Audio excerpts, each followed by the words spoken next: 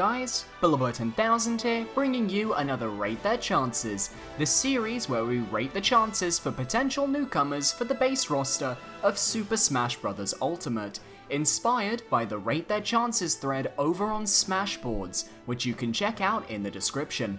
This is episode 7, and if you've not seen any of the other episodes, there is a playlist in the card in the top right corner, so you can go check them out. Now, I received a little criticism at the end of the last episode from certain viewers who were slighted that I don't use sources to back up my opinions. I just want to reiterate that this series is completely opinion-based. I do research, I explain the situation, and then I take my interpretation and apply my personal scores to each character, just like the Smashboards thread. These predictions should not be gospel, and I just want to remind everyone that I'm just guessing at the end of the day. I'm making these videos for fun and to share my opinions on certain characters with friends and you guys. Anyways, today I've selected 5 characters from 5 different comments on the last video.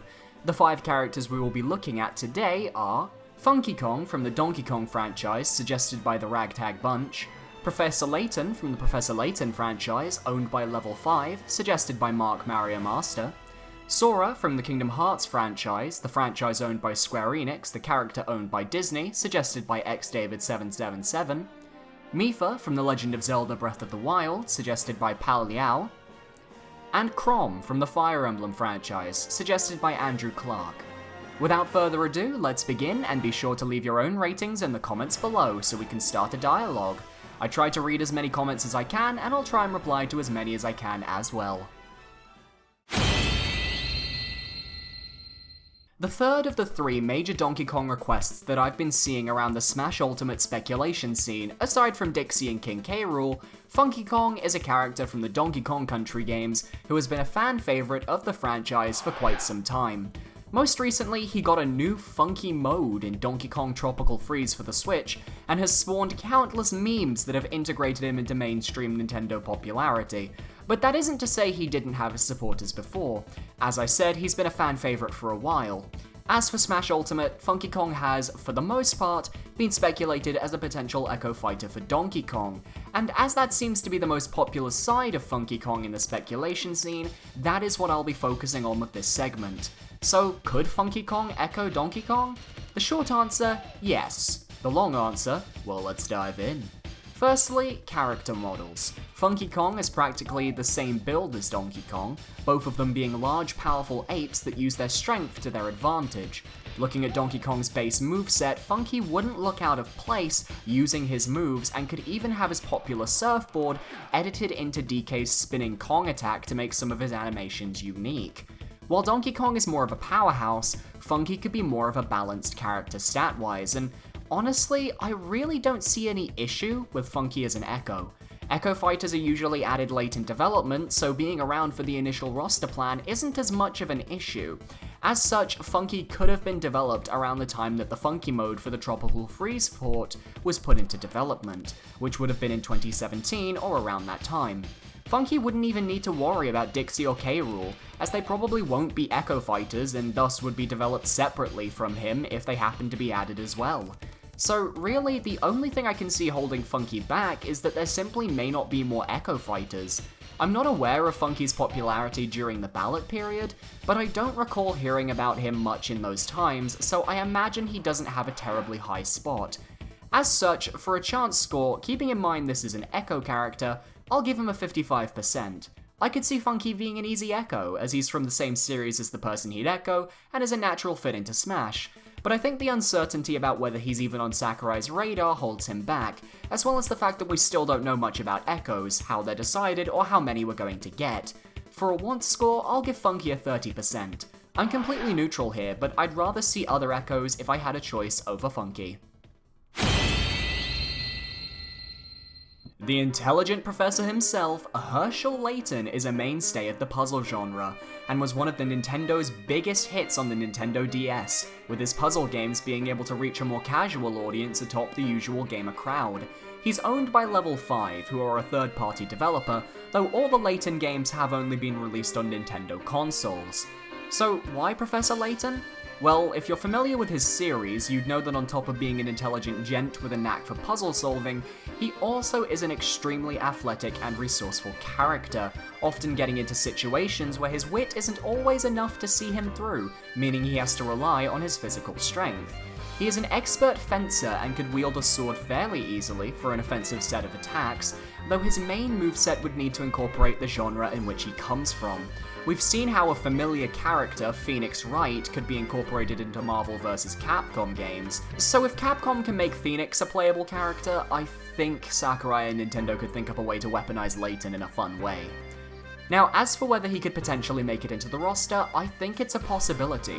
There was a Reddit post that analysed which consoles each Smash fighter started on in their respective franchises, and the only person from the DS era was Lucario, and even then he had a cameo appearance on the Game Boy Advance Pokemon Mystery Dungeon games before his official debut on the DS. So it's safe to say that a fighter from the DS era would be a great addition to the roster to help represent that time.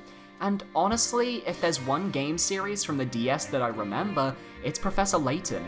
However, he does have competition at the moment, as Jibanyan of Yokai Watch fame is also owned by Level 5, and if they do get a playable character, it could be a competition between the two.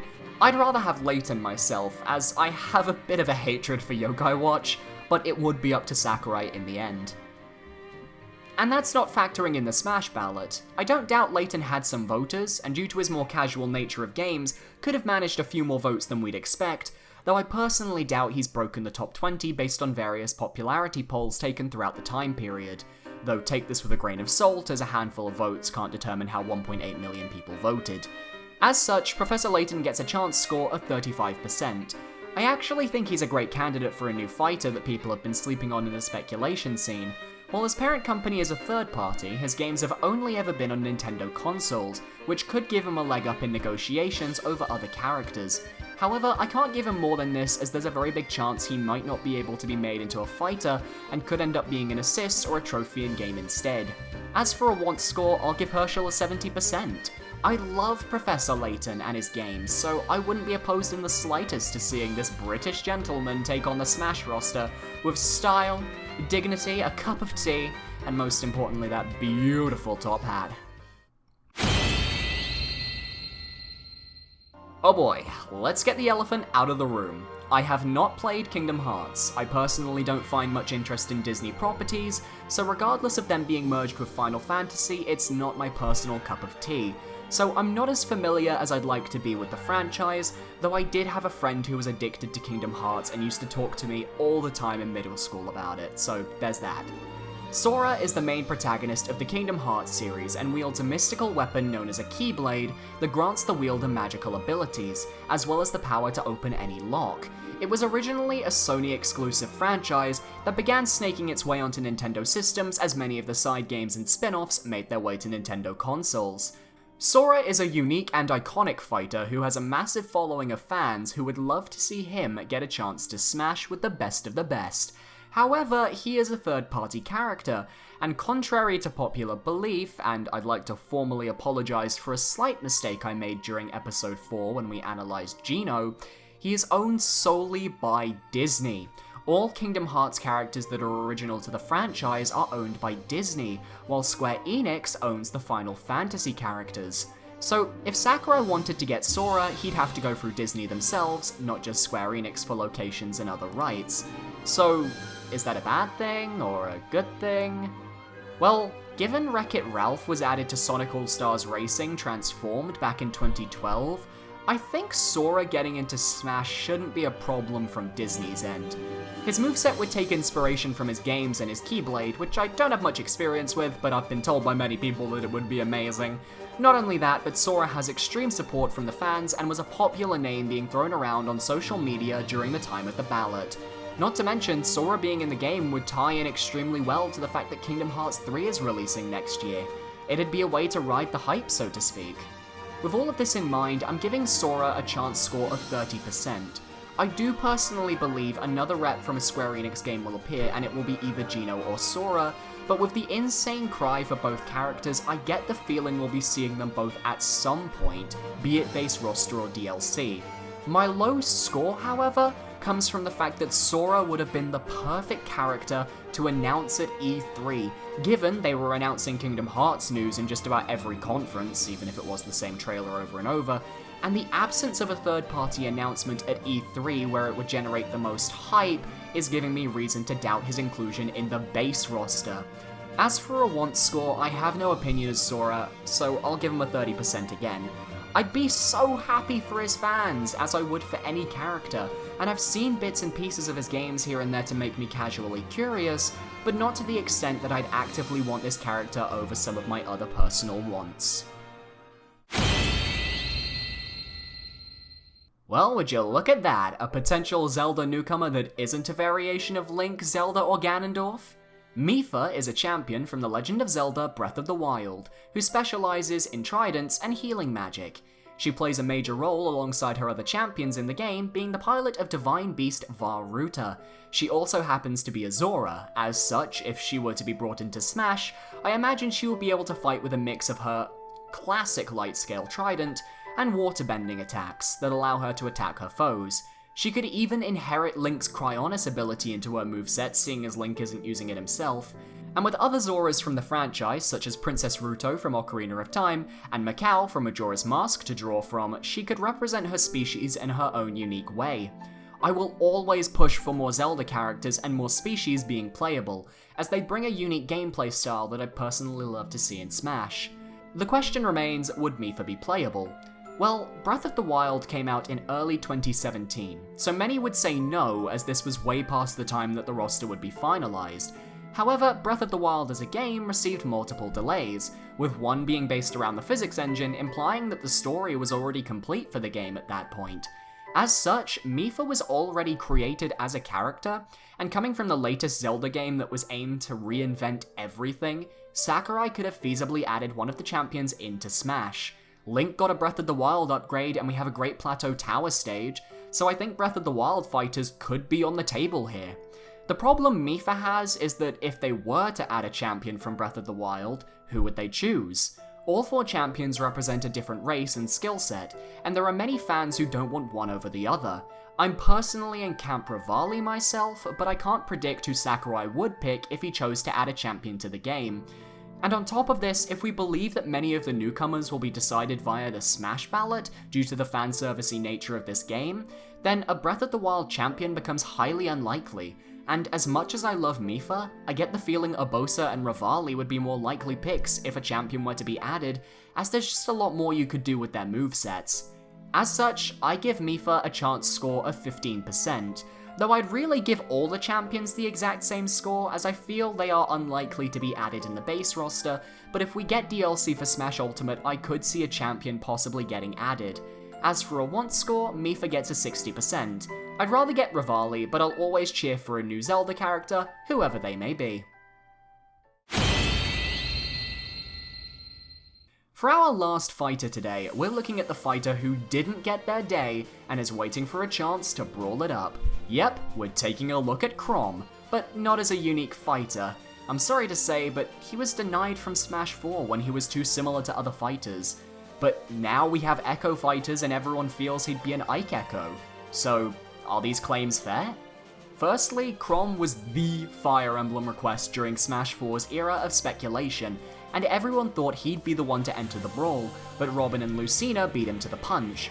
Chrom does have a few positives, in that Sakurai knows who he is, saw his demand from Smash 4, people probably voted for him in the ballot, and with Echo fighters he could have a chance as an Ike Echo due to his more strength-based attacks. The major issue comes from the fact that his home series, Fire Emblem, got a ton of flack from the community after we received 4 different Fire Emblem characters last time around. Even Sakurai admitted that adding Corrin was something he wasn't sure about, as Fire Emblem could be overrepresented. So Chrom getting in would certainly give reason for more Fire Emblem arguments. But to this, I say, you guys can't have it both ways, because many people have been complaining about the amount of Fire Emblem characters, but those exact same people have been clamoring for Byleth and Edelgard from Fire Emblem Three Houses. So, pick a side. Though by making Chrom an Echo, they could in theory lessen the blow towards the franchise and the fan backlash, as Echoes don't take up a spot on the roster, they're simply extra additions created late in development. And as an Echo, Chrom and Ike have similar builds, come from the same home series, and battle the same. They fit the current Echo criteria, they both have blue hair, and we haven't seen footage of Robin's final smash yet, which featured Chrom. Naturally, if Chrom were playable, of course they'd need to hide the final smash, and I find it interesting that out of all the final smashes they chose not to show, Robin's wasn't when they showed off final smashes like Shulk's and Mega Man's, which incorporate other characters into their attacks. As such, I'm giving Chrom as an Echo fighter a 60% chance score. I could easily see this being an actual thing that happens, and I wouldn't be mad one bit. I welcome the anime sword fighters, I revel in their glory, but I'm keeping my chance at 60 and not higher because we still don't know everything about Echo fighters just yet, so if we get any more Echo fighters, expect a re-rate. As for a want score, 60% as well. He's not the most wanted character on my list, but if he's an Echo, I can't say no to more Fire Emblem.